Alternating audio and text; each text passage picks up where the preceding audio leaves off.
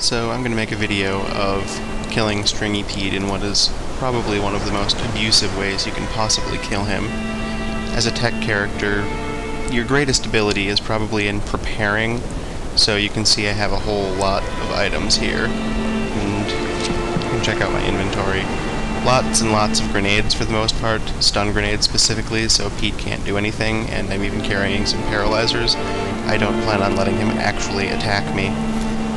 And since you have no magic or anything to really buff yourself if you don't go down the therapeutics line, which is questionably useful in the first place, that's about all you have to combat difficult fights, is blowing through tons of consumables.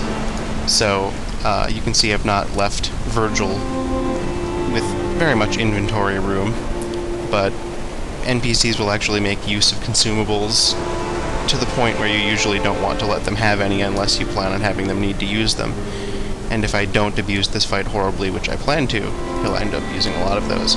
I've not given my tech characters nearly as much in the way of consumables except ammo, but I've given them just a little bit of everything in case they really need it, otherwise I want them attacking. Laying on the damage is really going to be helpful for this fight, since Pete tends to have a lot of hit points, as do his skeleton pirate friends. So I'll insult them to get the fight started right quick, and you can see they've surrounded me horribly. So we're going to paralyze Pete. The little pink cloud says that he's going to be pretty much useless until he's dead from now on. I'll buff myself. I don't even know what that does, but hey, I buffed myself. Summon a naked halfling, because it's funny. And now I'll toss a grenade. I have no throwing skill, so I pretty much have to toss it at my feet, and even then you see it didn't go off. There we go. All the skeletons are useless now too. Oh, actually I've pissed off my naked halfling. Doesn't hit party members, but it hit the naked halfling. That'll make this extra interesting, I think. Let's kill Pete and a level 50 naked halfling. So, obviously I missed one of the skeletons there. The halfling has summoned a demon on me now. And Vollinger got a little bit wounded. Hopefully he'll take care of himself. I don't really like that halfling, so I'm going to paralyze him too. Toss another point-blank grenade. Make sure that minimum damage is being done here. That demon's only level 30, but honestly I'm more concerned about Pete, because if he wakes up, he's going to really hurt.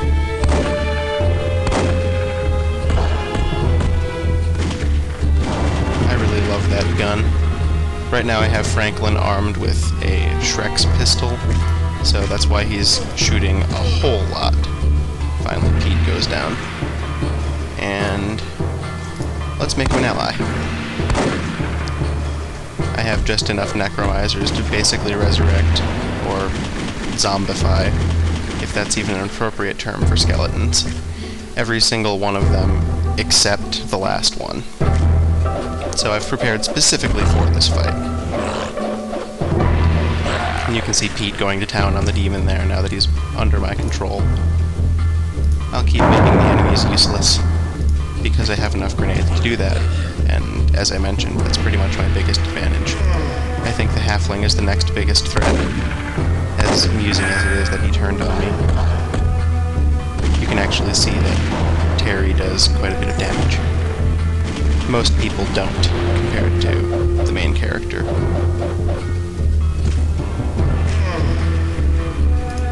That's the way to show those bastards. I mean, good hit, madam. Love the voice acting, especially for Virgil. And the halfling goes down. I wonder if I can necromize him, because that would just be hilarious in my opinion.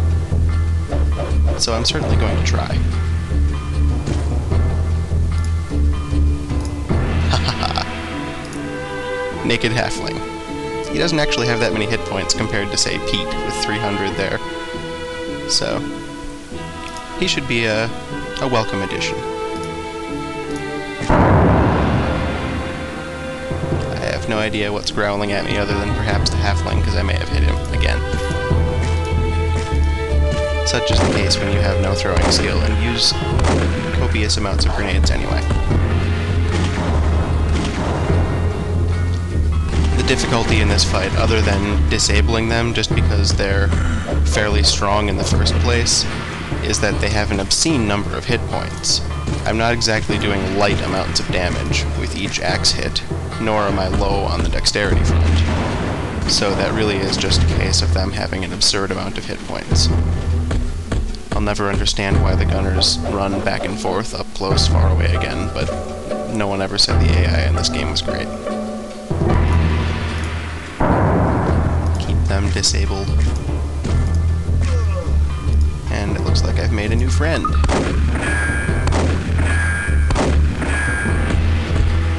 At some point, if you get enough followers, the game does start slowing down a little bit, almost kind of randomly. It'll be really slow one moment and then not the next. Now, I don't like that that guy is blocking me in, basically, so by paralyzing him, I'm essentially going to be able to get extra damage off on him when he's paralyzed. You hit for max damage with each strike, and that's going to help get him out of my way a whole lot faster. Nice way to waste a turn, Wellinger.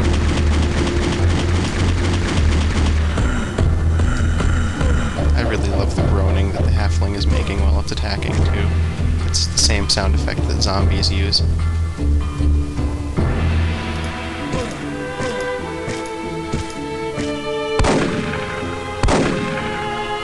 Whoops, I forgot to paralyze those skeletons over there, so it looks like they're going to have a round of fun on my party members. Let's see how much damage they can actually do. Oh yeah, Sebastian's life is going down real fast. Bye, Sebastian! But that's what I brought cures for. Not that any of my party members really feel like using them, so I'll have to resurrect him myself. And I've got Sebastian back. Full life, too. Nice and handy. Let's stop them from doing that again. Continuing to abuse it. I don't know why there's this greater skeleton mixed in with all the pirate skeletons, but it obviously has significantly fewer hit points, which is just another example of the pirate skeletons being actually way tougher than they should be. Because it is a level 45, just like them, but it's a different enemy type.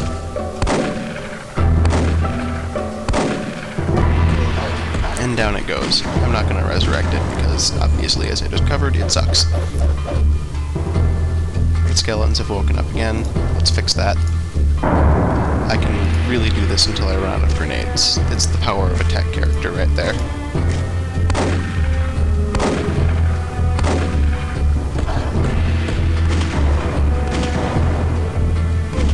Welcome back to the fray, Franklin.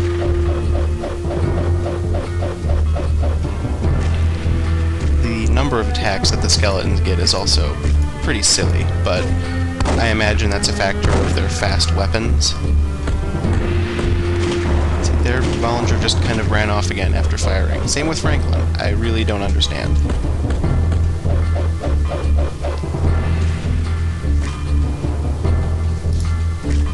One of the skeletons woke up. Keep him good and stunned. Fight's winding down to an end now. And Terry with the kill.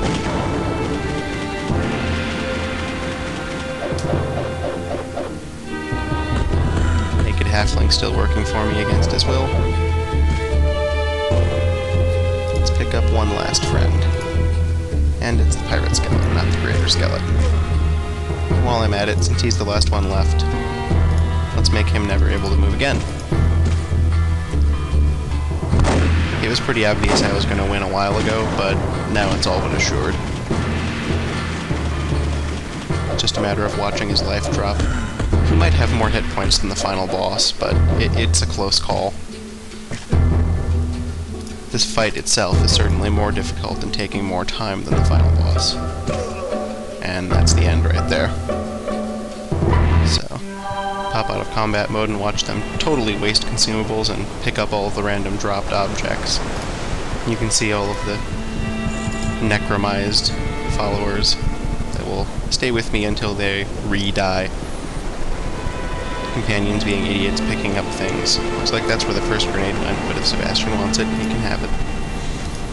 And with Stringy Pete dead, the ship is yours. And that's that.